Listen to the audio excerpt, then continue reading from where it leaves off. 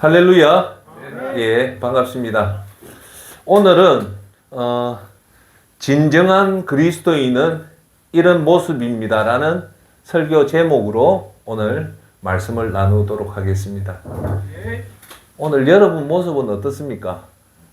따뜻한 모습입니까? 아니면 인상스러운 모습입니까? 우리가 그런 말 하죠. 무슨 말을 하냐? 낙하산하고 얼굴은 펴야 산답니다. 낙하산이 안 피지면 죽죠. 사람 얼굴도 안 피지면 죽습니다. 그래서 오늘 우리가 그리스도인이잖아요.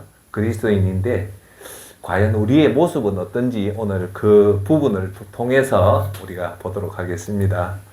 오늘 본 말씀은 마태복음 20장 28절 말씀입니다. 인자가 온 것은 섬김을 받으려 함이 아니라 도리어 섬기려 하고 자기 목숨을 많은 사람의 대속물로 주려 함이니라 라는 말씀으로 오늘 보도록 하겠습니다.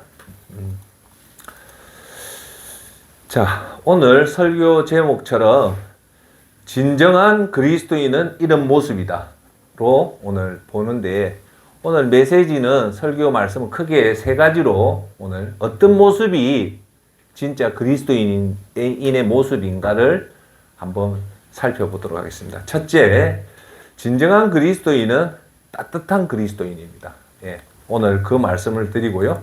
두 번째는 어떤 그리스도인이냐면 진짜 그리스도인은 섬기는 그리스도인이다. 섬기는 자세. 그리고 오늘 설교의 마지막 세 번째, 그리스도인은 어떤 그리스도인이다? 예, 공감하는 그리스도인이다. 요 세 가지를 통해서 오늘 보도록 하겠습니다. 먼저 첫 번째, 우리 그리스도인은 어떤 그리스도인이냐면 한번 따라해 볼까요? 따뜻한 그리스도인. 예, 따뜻한 그리스도인입니다. 여러분, 우리가 여러분 이렇게 생활하다 보면 현대사회에 날이 춥다든지, 저는 그런 좀 생각을 합니다.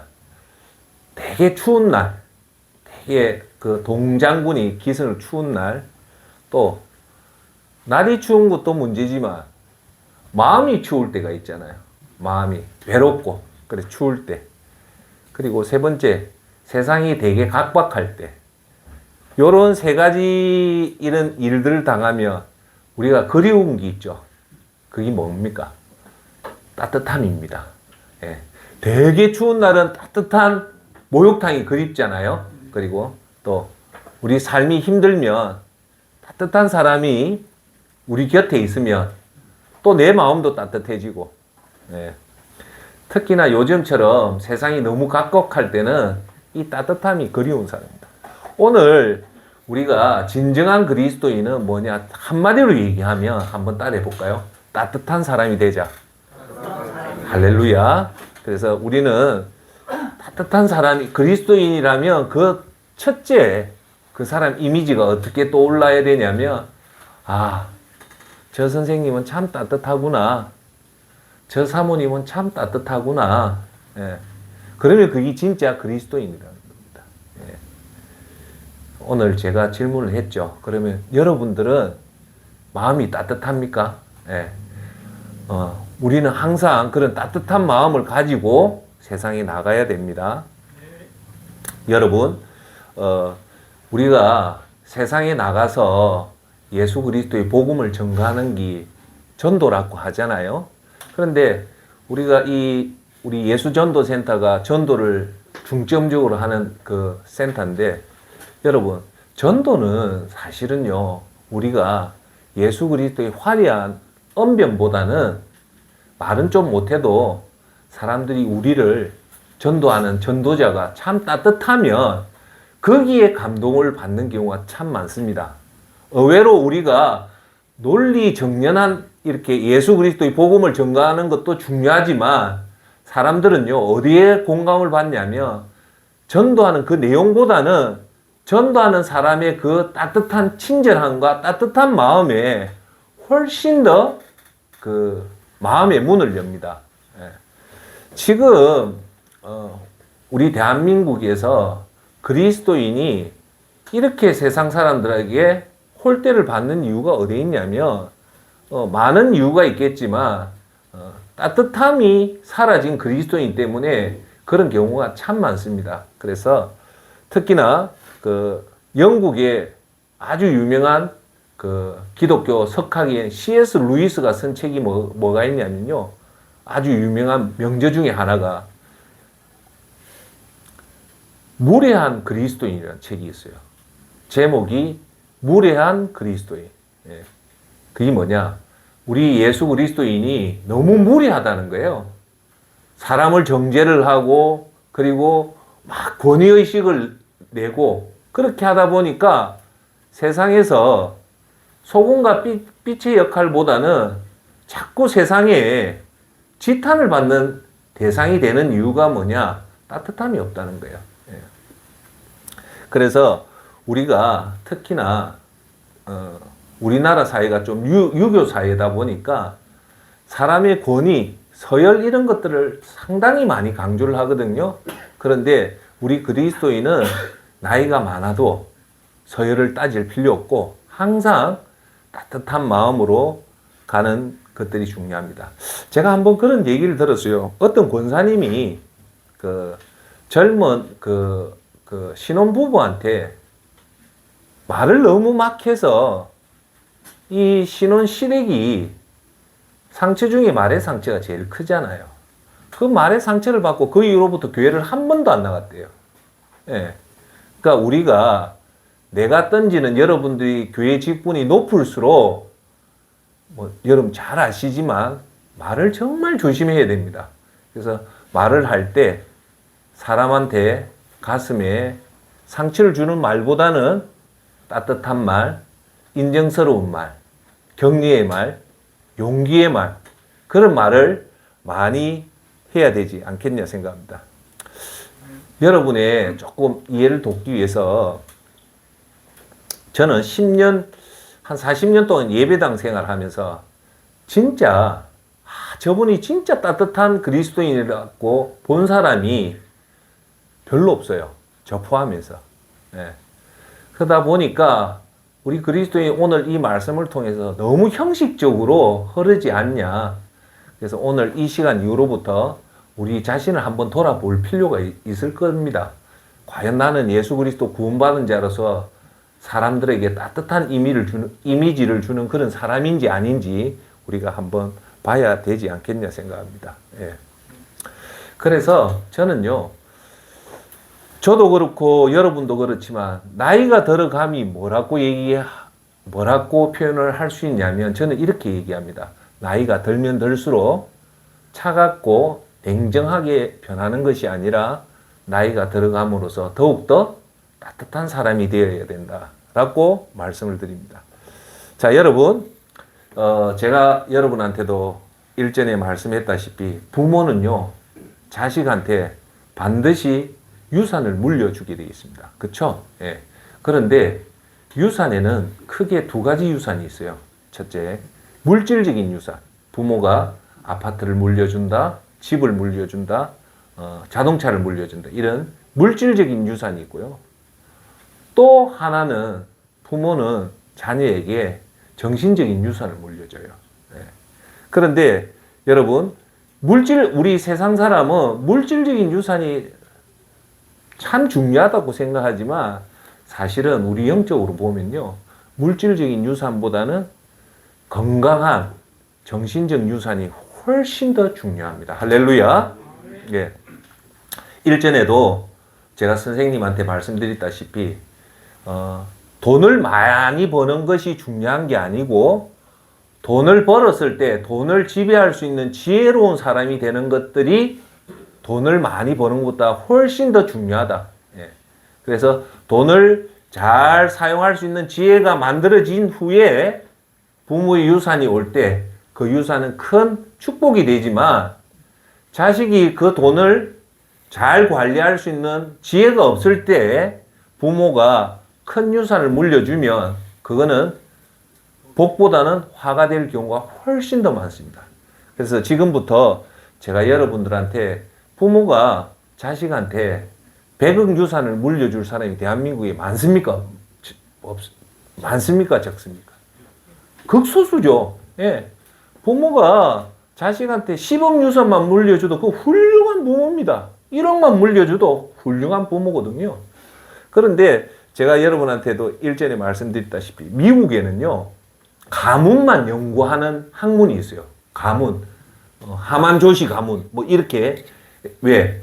이 가문 연구가 뭐냐면 사실은 부모의 유산을 어떤 가정으로 이렇게 물려줬냐. 그걸 분석해서 성공한 가문들이 왜 성공을 했는지를 개발해서 그걸 사람들에게 알려서 부모가 이런 역할을 하니까 그 집안에 훌륭한 인물들이 많이 나오더라 해서 그 가문만 연구하는 미국에는 가문 연구 학문이 있어요. 지금까지 그 가문 연구에서 제일 모범적이고 제일 성공적인 그 가문을 꼽은 게 조나단 에드워드 가문을 선정을 한 거예요. 조나단 에드워드. 이분이 누냐? 목사님 부부예요. 미국의 대부흥을 이끌었던 조나단 에드워드 이 목사님의 부부인데 이 부부의 자식들을 조사를 해보니까 한 12대에 걸쳐서 미국에 훌륭한 인물들이 나온 거예요. 여기서 부통령도 나오고 대법원 판사가 18명이 나오고 그 다음 제 대학 교수가 뭐 100명이 나오고 그러니까 미국 본토 사회를 아우르는 지도자 계층이 바로 이 조나단 에드워드 가문에 놓은 거예요. 근데 이 가문을 연구를 해보니까 이 가문이 다른 가문보다 좀 특이한 경우가 있더라는 거예요. 그 특이한 게 뭐냐? 이 가문이 이렇게 자식들한테 부모는요, 정신적인 유산을 물려주니까 부모가 건강하면 자식도 대부분 확률적으로 건강한 자녀가 이렇게, 왜 그럴까요? 자식은 눈만 뜨면 뭘 봅니까? 아버지와 엄마의 생활 태도를 보고 그 아버지의 품성을 보고 아버지의 언어 생활을 보고 이걸 보고 자라니까 자녀는 그대로 따라가는 거예요. 가는데 유독 이 조나단 에드워드 가문이 따뜻한 가문인데 뭐가 틀리냐? 이 집안 애들은 밥그릇이 크더라는 거예요. 여러분 그릇도 크기가 있잖아요. 작은 그릇을 종발이라고 조금 큰 거 그릇이고 좀 더 큰 거는 대접, 더 큰 거는 사발이다. 보니까 보통 부모들에 의해서 자식들의 그릇의 크기가 만들어지더라는 거예요. 그 애들이 공부를 잘하고 그거보다는 일단 세상에서 큰 일을 하는 사람은 그 속에 그릇이 크더라는 거예요. 그런데 그 자녀의 그릇의 크기는 종발이가 된지 조그만 밥그릇이 된 대접은요, 부모의 어느 생활에 있더라는 겁니다. 이게 가장 이 가문 연구에 중요한 건데 부모가 자식들을 위해서 축복의 말을 이렇게 하면요, 이게 엄청난 자녀에게 큰 플러스가 된대요. 그래서 이걸 연구를 해보니까 부모가 하루에 3번씩 자녀를 축복해주고, 야, 너는 하나님 널 사랑해. 예수님 널 존귀히 여겨. 너는 훌륭한 사람이 될 거라고요. 이 조나단 에드워드 가문은 하루에 3번씩 진짜랍니다. 축복을 했대요. 축복을 했다면 이것을 화폐 단위로 축복이 과연 얼마나 이익이 되냐고 하니까 어릴 때 4살부터 하루에 3번씩 이 축복을 받아서요. 요 애가 25살에 놓을 때쯤 되면 이 애가 정신적으로 받아 놓는 그 돈이 무려 180억이랍니다. 하루에 부모한테 잘났든 못났든 3번의 이 따뜻한 축복의 말을 들으면 25세에 거의 한 200억 돈을 가지고 논다. 통장에. 여러분 사회에 놓았는데 여러분 통장에 잔액이 200억이라면 어마어마한 돈이죠. 그러니까 제가 항상 여러분한테 200억이라는 돈은 한번 따져볼까요? 팔자를 고친다. 네. 여러분이 아무리 힘들어도 그렇게 축복의 돈이 있다면 우리 팔자가 고쳐진답니다. 할렐루야. 그래서 이 조나단 에드워드 가문은 어떤 유산을 물려줬습니까? 정신적인 부모의 훌륭한 유산을 물려줬는데요. 제가 오늘 여러분들한테 꼭 가슴에 새겨둘 말, 100억 이상의 유산을 자녀에게 물려주는 방법을 오늘 말씀을 드리겠습니다. 할렐루야. 첫째, 답은 뭐냐? 따라합시다. 따뜻한 아버지, 따뜻한 어머니, 따뜻한 할아버지, 따뜻한 할머니. 즉, 늘 온유한 모습을 보여주면 자녀가 반드시 100억의 유산을 받게 됩니다. 자, 여러분, 자녀가 반대로 여러분들이 따뜻하지 않고 온유하지 않고 막 부모가 신경질적이라든지 대표적인 게 불뚝불뚝 화를 잘 낸다든지 아니면 뭐 폭력을 쓴다든지 이런 경우는 오히려 자녀를 되게 해치는 경우가 발생이 되기 때문에 부모가 축복적인 언어도 자녀한테 그 좋은 영향이 가지만 나쁜 것도 영향 간다는 것을 꼭 명심하시길 바랍니다. 그러면 여러분이 따뜻한 그 정신적인 유산을 물려주기 위해서는 첫째, 한번 꼭 가슴에 두십시오. 늘 미소 짓고 온유한 모습을 자녀에게 보여주십시오. 그러면 여러분, 늘 미소 짓고 온유한 모습은요, 태어날 때부터 그래 되는 게 절대 아니에요. 이거는 노력과 훈련이 필요하다. 따라합시다. 노력과 훈련이 필요하다. 예. 그래서 늘 미소 짓고 온유한 모습은요, 크게 첫째, 기도하는 모습. 네. 여러분, 꼭 제가 항상 얘기합니다. 텔레비나 스마트폰을 보는 건 괜찮아요. 그런데 가급적이면 자녀나 손자들 앞에 할아버지, 할머니, 아빠, 엄마가 늘 기도하는 모습은 이 따뜻한 모습의 가장 중요한 모습이에요. 할렐루야. 두 번째, 어떤 모습이냐면 따뜻한 모습의 대표적 성경을 읽는 모습. 참 좋죠? 아빠가, 엄마가, 할아버지, 할머니가 항상 소재된 곳에 딱 책상을 갖다 놓고 성경을 쭉 읽는 모습이 자녀한테는 엄청 중요한 모습이 되고 또 따뜻한 모습이 되는 겁니다. 그 다음 제 세 번째 모습이 뭐냐? 새벽에 일어나 예배당에 가는 이 모습은 자녀한테 큰 축복을 주는 거예요. 할렐루야. 여러분 기억에 제 얘기해서 정말 죄송한데 저는 요즘 여러분 알다시피 연탄이 없잖아요. 연탄을 안 떼잖아요. 도시가스를 하잖아요. 근데 제 아버님이 아버님이 결론부터 얘기하면 너무너무 인자하시고 너무너무 따뜻하신 분이에요. 근데 제가 지금도 우리 아버지를 생각하면 뭐가 딱 떠오르냐면요. 첫째, 새벽마다 그 추운 겨울날 새벽마다 우리들 방에 연탄 갈아봐서 알잖아요. 연탄은 언제 갑니까? 새벽에 아버지가 일어나서 불을 안 갈면 불이 꺼져요. 그래서 부지런한 집은 절대 연탄 불이 안 꺼져요. 그렇게 하려면 아버지들이 보통 몇 시에 일어나냐? 빠르면 4시, 늦으면 5시에 일어나서 반드시 그날 저녁에 연탄 불을 갑니다. 맞죠? 네. 여러분들도 아버지들 다 그런 모습 보셨죠? 네. 그래서 제 어릴 때 기억은 아버지가 그렇게 부지런한 모습을 제가 보고 자란 거예요. 그러다 보니까 저도 가급적이면 자식들한테 어떤 모습을 보여주냐? 애들보다 먼저 일어나는 부지런한 아버지의 모습을 보여주니까 우리 자녀도 다 그래 가는 거예요. 존경하는 여러분, 부모가 자식보다 늦게 일어나면 안 돼요. 좀 약주 먹었다, 몸이 피곤하다, 그래가지고 누워있으면 자식들이 그거 보게 됩니다. 근데 저는 단 한 번도 돌아가신 저희 아버님께서 저보다도 늦게 일어난 적이 단 한 번도 없어요. 그래서 이제 저도 이 나이가 돼 보니까 참 우리 돌아가신 그 아버님이 참 성실하셨고 참 열심히 살았던 분이라고 그런 생각이 들더라고요. 할렐루야. 예. 그 다음 제 뭐냐? 미소 짓는 모습. 예. 항상 우리가 평소에 여러분, 제가 한번 볼까요? 우리는요, 우리의 신분이 뭘까요? 우리의 신분. 우리는요, 따라 한번 해볼까요? 선교사다. 하늘나라 대사다. 그게 꼭, 저는요, 제 마음속에 명함이 뭐냐? 하늘나라 주식회사의 저는 사원입니다. 예. 정말 우리는요, 사도를 뭐라냐면 하나님의 대사라고 얘기를 해요. 사도를. 그러니까 우리의 정체성은 뭐냐? 아이덴티티는 뭐냐? 첫째 따라합시다. 선교사다. 둘째, 하늘나라 대사다. 그 말은 뭘까요?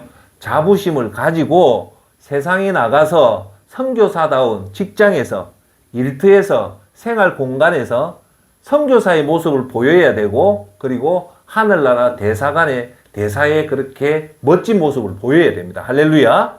제가 항상 얘기하지만 주위 사람들이 그리스도인을 보고 뭘 가지고 인정하냐? 선교사의 그 섬기는 자세, 따뜻한 자세, 그리고 공감하는 자세를 통해서 그래서 사람들이 뭐랍니까? 이야, 그래서 그리스도인은 틀리구나 라고 얘기하잖아요. 그래서 여러분들은 오늘도 여러분 선생님들 세상에 나가면 어떤 사람이다? 선교사다.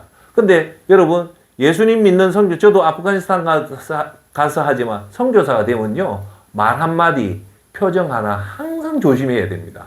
예. 그렇게 조심했을 때 그 사람들이 우리를 보고 야, 정말 예수님 믿는 사람은 뭐가 달라도 다르다. 그것이 곧 하나님 영광을 돌리는 거랍니다. 할렐루야. 그래서 그런 모습을 가지고 두 번째는 뭐다? 대사. 여러분, 주한 미국 대사관의 대사가 높습니까? 낮습니까? 높습니다. 상급 공무원이에요. 그러니까 우리는 천국의 대사의 자격이니까 항상 그런 당당한 마음을 가지고 대사니까 권위의식을 가지면 절대 안 되고 따뜻한 마음, 섬기는 마음, 공감하는 마음을 가지고 그 대사가 하늘나라의 대사관의 대사의 모습을 가지시기를 바라겠습니다. 그래서 그런 따뜻한 모습이 되기를 바랍니다. 자, 두 번째, 진정한 그리스도인은요, 두 번째 어떤 그리스도인입니까? 섬기는 그리스도인입니다. 할렐루야. 네. 여러분, 유교 사회의 가장 문제가 뭡니까? 옛날에 이런 말이 있어요. 공자가 죽어야 나라가 산다는 말이 있어요. 그건 뭐냐?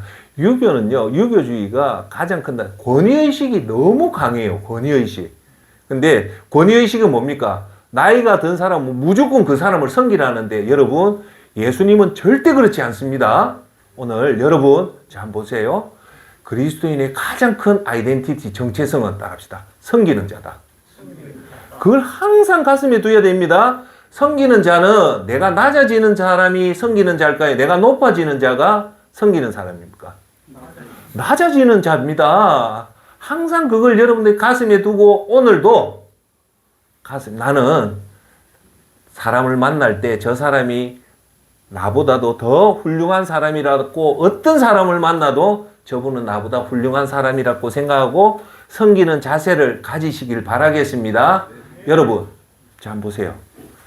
사람은 살 때요, 매력적인 사람이 돼야 돼요. 예.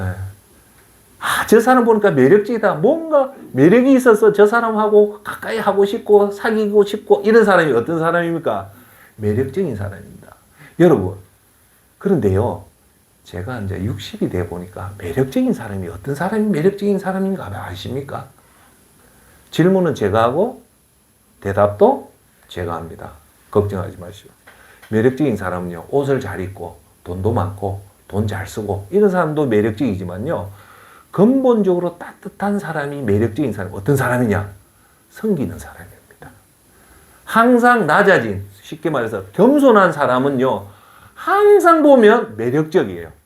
참 저 사람 같이 하고 싶고, 왜? 항상 따뜻하고 섬기니까. 할렐루야. 예. 우리 지도자, 여러분, 나이가 많은 사람도 지도자잖아요. 우리 반장님도 지도자고, 우리 여사님도 지도자인데, 자, 오늘 가슴에 꼭 새기십시오. 지도자는 낮은 사람 위에서 군림하는 자가 지도자가 절대 아닙니다. 지도자는 제일 낮은 자세에서 제일 가난한 사람을 섬기는 자가 곧 지도자다. 할렐루야. 그게 누냐? 그 본을 보인 사람이 누굴까요? 할렐루야. 맞습니다. 예수님입니다. 예수님은 하나님으로 이 땅에 오셨지만 여러분, 제가 여러분한테 좀 말씀드리는 거는 성경을요, 쉬운 성경을 최소한 하루에 한 장에서 쭉 한번 읽어보시면요. 어떤 현상이 나타나냐면 제가 얘기할게요. 구약을 읽어보면 정말 시끄러울 정도로 하나님이 사회적 약자를 도우라는 말이 너무 많이 나옵니다. 가난한 자, 가부, 고아, 나그네를 도와라는 얘기가 참 많고요. 두 번째, 신약 성경이 오면, 신약으로 오면요. 성경을 읽어보면 어떤 말이 많이 나오냐면요. 여러분, 그러니까 꼭 성경을 읽어보면요. 뭐가 많이 나오냐면 섬기라는 말이 너무 많이 나와요. 예수님이 이 땅에 오셔서 우리한테 주는 메시지 중에 가장 강력한 메시지고 너가 이것을 해라는 게 뭐냐? 절대 상석에 앉지 마라. 절대 지도자가 되지 마라. 인자가 온 것은 뭐 한다? 섬기려 한다고 얘기했잖아요. 그죠? 그래서 우리는 오늘도 여러분들이 나이가 많은 집안의 가장 큰 어른이다 하면 어른은 어떤 사람이다? 가장 어린 애들을 섬기는 자다. 그러면 자 한번 봐보세요. 할아버지가 명절 때 우리 손자들 다 왔는데 할아버지가 그 손자를 섬길 때 그 사람들이 아이고 저 할아버지 아이고 노망 들어서 그 말 할까요? 아니에요. 모두 뭐랍니까? 와 우리 할아버지는 저렇게 인자하셔. 저렇게 착해. 그러니까 어른이 이렇게 따뜻하고 섬기면요. 그 집안 전체가 다 섬기는 자가 되는 겁니다. 할렐루야. 예. 그래서 오늘 제가 예수님의 섬기는 그 모습이 신약 성경 요한복음 13장 1절로부터 쭉 해가지고요. 그 15절까지 나와요. 예. 이 장면이 뭐냐? 요한복음 13장이 뭐냐? 예수님이 이제 마지막 만찬을 하고 나서 마지막 식사하고 나서 바로 겟세마네 동산을 가는 게 아니라 마지막에 큰 행사를 하나 합니다. 의도적으로 딱 표신하게. 그 행사가 뭘까요? 세족식입니다. 세족식이 뭐냐? 발을 씻는 거예요.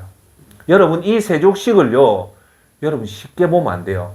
유대인 사이에서는 그때는 우리가 신발이 이렇게 이런 신발이 아니고 샌들이었거든요. 샌들이니까 한 10분만 걸어 다니도 발이 먼지로 가득 차요. 그래서 발을 제일 더럽게 생각해서 이 발을 씻는데 그때 유대인 시대 당시 때는요. 서성이 제자의 발을 절대 안 씻습니다. 어떤 경우라도 제자가 서성의 발을 씻지 서성 랍비가 제자의 발을 씻기는 경우가 전혀 없습니다. 이 불문율이에요. 그런데 여기서 놀라운 일이 일어나요. 어떤 일요? 예수님이 제자의 발을 씻깁니다. 여러분 오늘 저와 여러분들이 이 섬기는 마음이 안 들 때는 무엇을 생각해야 되냐면 예수님이 친히 제자들의 발을 씻긴 그 모습이 무슨 뜻입니까? 하나님이 이 땅에 와서 가장 낮은 인간의 발을 씻는다는 말은 뭘까요? 섬기라는 겁니다. 오늘도 그 섬기라는 마음을 가지고 저와 여러분 섬겨야 됩니다. 자, 제가 그 중요한 말씀을 읽어 드릴게요. 요한복음 13장 1절 6월절에 예수께서 6월절은 뭐냐? 곧 오늘 저녁이 끝나면 예수님은 이제 십자가에 돌아가시는 날이에요. 예수께서 이 세상을 떠나 아버지께로 가야 할 때가 된 것을 아시고 세상에 있는 자기의 사람들을 사랑하시되 끝까지 사랑하셨다. 4절로 넘어가서 4절 할게요. 잡수시던 자리에서 일어나서 겉옷을 벗고 수건을 가져다가 허리에 두르셨다. 누가요? 예수님이. 5절. 그리고 대야에 물을 담가다가 제자들의 발을 씻으시고 그 두른 수건으로 닦아주기 시작했다. 뭘까요? 예수님이 직접 제자의 발을 깨끗이 씻은 것만 아니라 수건으로 그 제자의 발을 닦였죠. 자, 여러분. 요 장면일 때 예수님이 서서 했을까요? 앉아서 했을까요? 무릎을 꿇고 했을까요? 무릎을 꿇은 겁니다. 우리가 뭐 여기 계신 선생님도 잘 알지. 인간에서 가장 낮은 모습이 뭡니까? 무릎을 꿇는 거 아니에요. 어떻게 하나님이신 예수님이 인간 앞에 무릎을 꿇을 수가 있겠습니까? 그러니까 예수님이 가장 낮은 자세로 섬기는 자세로 왔던 모습이 이 바로 세족식이란 말이에요. 저도 세족식을 해봤지만 무릎을 안 꿇고는 세족식을 못하는 겁니다. 그러면 우리가 교만한 사람, 여러분 대통령이 노숙자 발을 씻길 수가 있겠습니까? 없죠. 그런데 우리 그리스도인은 당연히 그렇게 해야 됩니다. 할렐루야. 노숙자든 어떤 사람이든 사회 약자를 우리는 그들을 예수님과 같이 그들을 어떻게 해야 된다? 섬겨야 됩니다. 할렐루야. 그걸 꼭 가슴에 두고 예수님이 그랬다면 우리도 그렇게 해야 됩니다. 자, 그리고 6절 시몬 베드로에게 이르셨을 때 베드로 그러니까 앉아 12제자를 씻다 앉아 베드로 순수가 된 거예요. 베드로를 씻기려니까 주님 주께서 내 발을 씻으시렵니까 하고 말하였다. 예수께서 그에게 대답하셨다. 내가 하는 일을 지금 내가 알지 못하나 나중에는 알게 될 것이다. 베드로가 다시 예수께 말하였다. 아닙니다. 제 발은 절대로 씻지 못합니다. 예수께서 대답하셨다. 내가 너를 씻어주지 않으면 너는 나와 상관이 없다. 그러자 시몬 베드로는 주님, 내 발뿐만 아니라 손과 머리까지도 씻어주십시오 하고 말하였다. 예수께서 그에게 대답하셨다. 이미 모욕한 사람은 온몸이 깨끗하니 발밖에는 씻을 필요가 없다. 너희는 깨끗하다. 그러나 다 그런 것은 아니다. 11절 예수께서 자기를 팔아넘길 사람을 알고 계셨다. 그러므로 너희가 다 깨끗한 것은 아니다 하고 말씀하신 것이다. 나중에 제가 얘기할게요. 오늘 주제의 세 번째 주제는 뭡니까? 공감의 능력이죠. 예수님이요 얼마나 여러분 대단하냐면 이때 마지막 만찬을 할 때 예수님은 가룟 유다가 자기를 팔 것을 알잖아요. 알아서 오늘 이 밤에 나를 팔 자가 있다고 얘기를 합니다. 그럴 때 제자들이 물어봐요. 그 사람이 누굽니까? 할 때 예수님은요 끝까지 가룟 유다를 지켜줍니다. 그 쉽게 말해서 좀 웃기는 얘기 해볼까요? 저놈이 가룟 유다다. 저놈이 날 팔 놈이다. 그렇게 할 수도 있었는데 예수님은 숨겨요. 왜요? 공감 능력이 있어서 끝까지 가룟 유다를 보호해 준다는 겁니다. 할렐루야. 그래서 이 말이 그 말입니다. 자, 12절. 예수께서 자기를 팔아넘길 사람을 알고 계셨다. 그러므로 너희가 다 깨끗한 것은 아니다 하고 말씀하신 것이다. 12절. 예수께서 제자들의 발을 씻어 주신 뒤에 옷을 입고 식탁에 다시 앉으셔서 그들에게 말씀하셨다. 내가 너희에게 한 일을 알겠느냐? 이 말이 뭡니까? 내가 너희에게 한 일이 알겠느냐가 뭡니까? 내가 너희들을 이 지금 유대 사회에 그 높은 랍비조차도 자기 제자 발을 안 씻는데 하나님이신 나는 너희들을 발을 씻겼다는 거예요. 자, 13절. 너희가 나를 선생님 또는 주님이라고 부르는데 그것은 옳은 말이다. 내가 사실로 그러하다. 14절. 주이며 선생인 내가 너희 발을 씻어 주었으니 너희도 서로 남의 발을 씻어 주어야 한다. 15절. 내가 너희에게 한 것과 같이 너희도 이렇게 하라고 내가 본을 보여준 것이다. 할렐루야. 이 말이 뭡니까? 예수님은 충분히 말로서도 할 수 있었지만 따라합시다. 솔선수범. 지도자의 가장 큰 덕목은 자기가 솔선수범 본을 보이는 것이 가장 중요해요. 할렐루야. 그래서 예수님이 오늘 이 말씀의 주제는 뭡니까? 발을 씻어주라는 것은 제일 낮은 사람을 그런 사람을 어떻게 해라? 홀대시 하지 말고 섬기라는 겁니다. 할렐루야. 그것이 진정한 그리스도인의 이런 모습이다. 두 번째 모습이 뭐다? 섬기는 자의 모습입니다. 할렐루야. 그래서 우리는 꼭 이 땅을 떠날 때까지 오늘도 만나는 많은 사람들 앞에 항상 낮아지는 자세로 겸손한 자세로 그들을 섬기는 마음으로 섬길 때 그분들은 여러분들을 어떻게 볼까요? 참 겸손한 분이다. 참 인자한 분이다. 여러분 우리가 섬길 때 그 사람들이 우리를 약한 사람으로 볼까요? 아니에요. 대단한 사람이라고 봅니다. 할렐루야. 이제 진짜 진정한 그리스도인은 이런 모습이다. 세 번째가 어떤 모습이냐면요. 따라합시다. 공감하는 그리스도인. 공감하는 그리스도인. 자, 공감이라는 말이 뭘까요?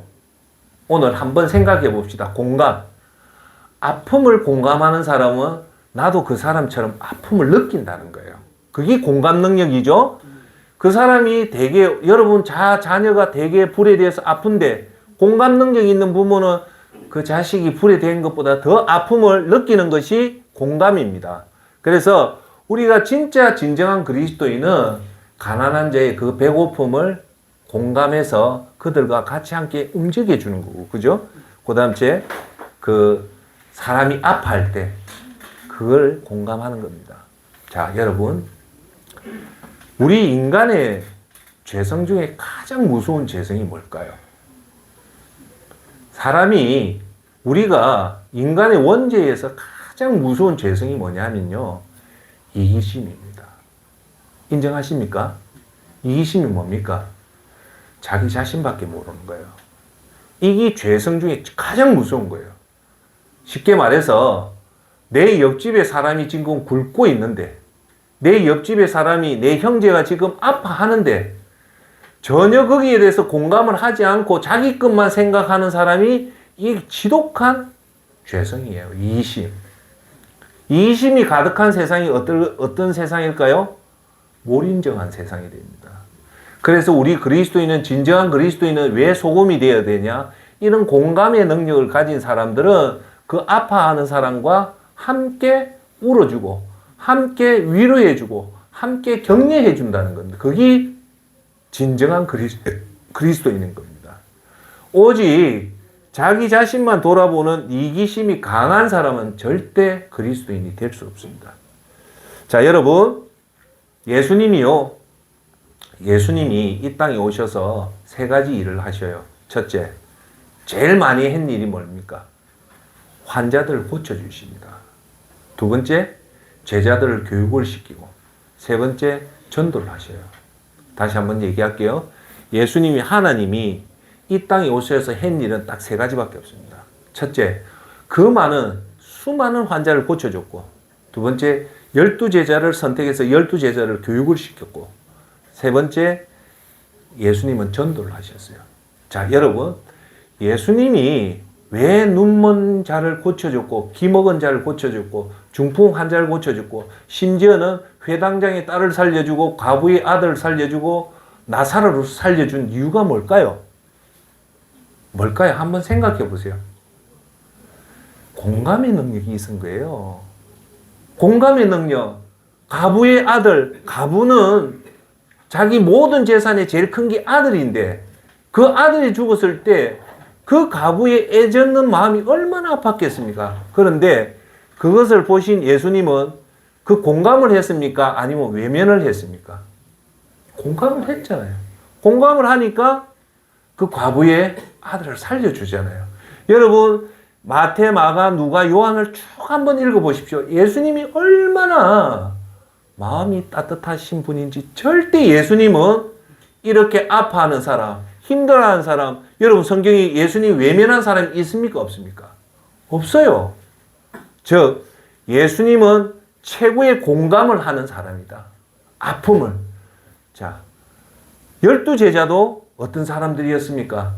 12제 베드로도, 사도 바울도, 요한도 다 이 공감이 있어서 특히 힘들어하는 사람, 아파하는 사람을 다 도와주잖아요. 할렐루야.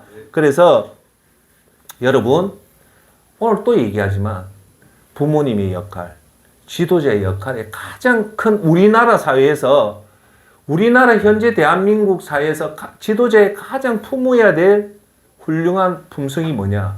공감 능력입니다. 어떤 능력요? 사회의 낙오자들, 사회에 아파하는 사람, 사회에 힘들어하는 사람을 외면하지 않고 예수님처럼 그 아픔을 내 아픔으로 가지고 내가 그 사람을 도와줄 수 있듯이 예수님도 끝까지 도와주셨잖아요. 그것이 진짜 지도자의 덕목입니다. 여러분이 집안의 어른이라면 회사의 리더라면 항상 여러분 것만 생각하는 것이 아니라 그 사람을 공감을 하는 사람입니다. 자, 그러면 무엇을 공감을 해야 됩니까? 우리들은 크게 이 세 가지를 반드시 같이 해줘요. 첫째, 따라합시다. 아픔을 공감하자. 네. 암 환자도 있잖아요. 그 암 환자, 여러분, 암 환자 보면요, 너무 마음이 아파요. 왜? 암은요, 자꾸 재발을 하기 때문에 암은 완치가 없어요. 그래서 여러분 주위에 암 환자가 있다면 꼭 그 사람을 위로해주고 그 아픔을 같이 해주는. 여러분, 베트남 때 실화인데요. 이 동료가 그 베트남하고 철수를 하는데 이 병사가 오른쪽 다리 유탄을 맞은 거예요. 그런데 베트콩이 오는데 이 사람을 남겨두고 우리가 후퇴를 해야 되는데 이 전우가 자기가 믿었던 이 전우가 끝까지 이 포탄을 뚫고 이 전우를 찾아온 거예요. 왜? 그 오른쪽 간통상 받았던 애가 죽는 순간에 마지막 한 말이 뭐냐? 너만은 올 줄 알았다는 거예요. 근데 왜 이 전우가 그 친구한테 갔을까요? 혼자 그 포탄 속에서 죽어가는 그걸 생각해서 그 공감 능력으로 간 거 아닙니까? 할렐루야. 예. 그래서 우리가 항상 진짜 우리는 예수님 십자가 구원을 해서 따라해볼까요? 빚진 자다. 우리는 하나님 부르는 날까지 이 빚을 갖고 가야 됩니다. 할렐루야. 믿습니까? 그래서 우리는 아픔을 공감을 해서 우리가 도울 수 있는 사람을 최대한으로 돕는 것이 예수님의 십자가의 은혜를 갚는 행위라는 겁니다. 할렐루야. 자, 두 번째 어떤 아픔을 공감해야 되냐면 따라합시다. 가난을 공감하자. 여러분, 가난은 왕도 고쳐줄 수 없다잖아요. 그래서 여러분 주위에 경제적으로 어려운 사람들은 마음도 힘들어 있어요. 그래서 그런 사람들을 항상 똑같이 공감해서 우리가 도와줄 수. 여러분, 가난한 자한테 살 한 톨도 주는 것도 중요하지만 격려하고 용기 주는 말도 엄청 중요합니다. 김 선생 힘들지? 하대리 힘들지? 그래도 너 분명히 이겨낼 수 있어. 용기 잃지 마. 그 말이 그거예요. 여러분, 부모가요. 여러분 지금 이 시대에 자식들이 특히 30대, 40대, 50대가 살기가 너무 힘듭니다. 예. 자식 나가서 그 마음의 상처들이 너무 많아요. 그럴 때 여러분은 다 부모죠. 꼭 이 말 해주십시오. 전화해서 다른 말 하지 마십시오. 전화해서 야야, 철수 아바, 철수 엄마, 절대 용기 잃지 마. 용기 가져. 그리고 어떤 경우든 정직하게 살아라. 이 말이 여러분의 아들, 딸이 듣고 싶어하는 예의입니다. 부모가 너 돈 많이 벌어라. 그 자식 죽이는 말이에요. 이 힘들 때 위로와 격려의 말을 주시는데 어떤 사업가들이요. 마지막에 정말 부도가 나서 부도 직전에 죽음까지 갔는데 대부분 큰 부도가 나고 큰 어려움 당했을 때 이것을 극복한 사람이 누군가 합니까? 대부분 엄마, 아버지의 그 따뜻한 전화 한 통이 애들 살립니다. 야야, 그 돈 잃어도 된다. 부모가 너 절대 건강 해치면 안 된다. 용기 가져. 그 말이 자식을 살린단 말입니다. 부모는 자식을 그렇게 따뜻하게 용기와 희망을 주는 것이 부모의 마음입니다. 그래서 자식이 항상 여러분 자식하고 통화할 때 야야, 세상 힘들지만 따라합시다. 용기 잃지 마라. 정직하게 살아라. 그러면 아버지가 엄마가 정직하게 살아간다. 아이고 아버지 뭣도 모르는 소리 하지 마소. 그래 안 합니다. 30, 40대 되면요. 그런 말 정직하게 살아라고 말해줄 사람은요. 부모밖에 없습니다. 역시 우리 부모 최고다.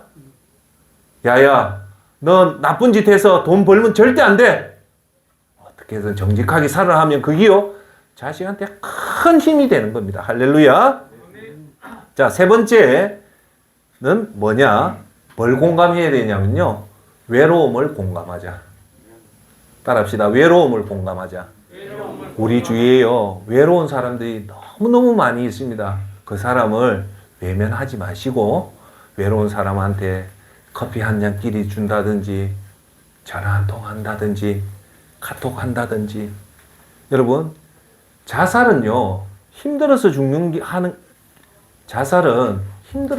게 아니고요. 정확하게 아십시오. 위로를 못 받으면 죽어요. 그걸 아셔야 돼요. 그러니까 그 사람이 죽을래도 위로만 받으면 사람은 안 죽어요. 자살의 말을 거꾸로 해보십시오. 살자 아닙니까? 자살을요, 거꾸로 해보세요. 살자가 자살입니다. 그래서 그렇게 뭡니까? 외로움에 있는 사람을 공감해주고 용기를 주면요, 사람은 반드시 일어납니다. 자, 지금부터 제가 여러분한테 하나 보여줄 화면이 있습니다. 여기 보시면 더치 브로스라는 브랜드인데요. 이 더치 브로스가 어떤 회사냐면, 여러분 잘 아시는 우리나라도 들어와 있는 스타벅스 커피점이 있잖아요. 우리나라 지금 전 세계 스타벅스가 유명한데 미국에서는 이 더치 브로스라는 커피 브랜드 회사입니다. 이 회사가 아주 발전을 엄청나게 발전하는 신생 기업이에요. 그래서 이 사진이 뭐냐면 뉴욕 월스트리트에 더치 브로스라는 브랜드를 상장을 한 거예요. 나스닥에 상장을 해서 상장하는 날 주가가 70% 오르는 엄청난 성공한 기업입니다. 제가 오늘 더치 브로스를 여러분한테 보여주는 이유가 뭐냐면, 이 기업의 모토가 뭐냐면 사랑입니다. 사랑. 사랑이 뭡니까? 공감하는 능력이에요. 공감하는 능력으로 그 거대한 스타벅스를 따라잡은 회사가 이 바로 유명한 더치 브로스입니다. 이 더치 브로스는 지금 우리 국내에는 좀 생소한데 미국에서는 엄청나게 그 더치 브로스가 어떤 커피숍이냐면 차로 주문을 넣고 차에서 받는 그 커피점이에요. 우리 보통 커피점에 들어가서 커피를 주문해서 우리가 커피를 마시는데, 여기는 커피 매장에 들어가서 먹는 게 아니고 차에서 문 내리고 손님 뭐 드실랍니까? 저 아메리카노 따뜻한 거 하나 주세요 해서 이래 받아가지고 차에서 주문을 하고 받는 회사가 이 더치 브로스인데, 이 더치 브로스가 세상에 유명하게 된 한 사건이 일어납니다. 그게 페이스북에 올라서 이 사건이 하는데, 그 사건이 바로 여기 놓으시는 2017년에 페이스북에 올라온 한 장의 사진입니다. 여기 한번 봐보십시오. 이게 무슨 그림 같습니까? 어떤 그림 같아 보여요? 여기에 이 직원들이에요. 직원들인데 여기에 손님을 위해서 뭔가 이 손님 손을 잡고 있는 거예요. 그렇죠? 맞죠? 예. 여기 이 사진이 페이스북에 올라가 미국의 큰 따뜻한 미담이 돼서 이 더치 브로스라는 커피 회사가 이때부터 세상에 알려져요. 이 더치 브로스의 그 창업주는 청년 그 형제가 이 커피 회사를 만들어서 아주 모토가 사람의 아픔을 달래주는 사랑의 기업의 모토인데, 2017년 이게 뭐냐? 여기에서 이 종업원이 청년들이 그 커피를 주는데 요 탄 사람이 흑인이었답니다. 흑인 32살의 흑인 여잔데 오늘 커피를 마시러 왔는데 어젯밤에 자기 남편이 죽었던 거예요. 죽어서 이 흑인 여자가 상심해서 이 커피를 받으러 왔는데, 이 상황을 알았던 이 매장 직원이 이 흑인 어젯밤에 남편 죽은 그 아픔을 위로한다고 손을 잡고 이 전부 다 놓아서 이 흑인을 위해서 기도하는 사진이에요. 뒤에 고객이 차가 안 빠지니까 이 무슨 일인가 싶어서 사진을 찍고 나중에 보니까 이 뒤에 차가 많이 정체가 됐대요. 왜? 이 사람이 어젯밤에 남편이 죽었으니까 얼마나 상심을 했겠습니까? 했는데 이 소식을 듣고 이 매장 직원들이 가만히 있지 않고 전 매장 직원이 나와서 이분의 아픔을 기도를 했다는 거예요. 그게 무슨 말입니까? 공감 능력이잖아요. 공감 능력. 그래서 이 애들이 인터뷰가 나온 거예요. 일을 멈추고 서서 함께 기도를 시작하고요. 라고 이 인터뷰가 나왔는데 그 왜 그렇게 했냐? 그 아픈 흑인이면 사회에 조금 천대를 받는 건데 또 자기의 가장 기둥인 남편이 사망을 해서 그 아픔이 얼마나 있냐 해서 그 공감을 해서 기도를 했는데 이게 미국 미국의 전역이 알려져서 그 했다는 거예요. 죄송합니다. 이것이 그리스도인의 진짜 모습입니다. 따뜻한 모습이죠. 예. 공감하는 능력. 그 사람이 아플 때 내 아픔으로 받아들일 수 있는 그것이 그래서 이 더치 브로스를 일명 사랑을 전하는 기업이 돼서 이 기업이 유독 이 코로나 팬데믹에도 고객이 끊이지 않는 이 애들의 신조가 있답니다. 항상 고객을 공감을 해라. 기쁠 때 같이 기뻐해주고 슬플 때 같이 슬퍼. 이 바로 기독교의 가치입니다.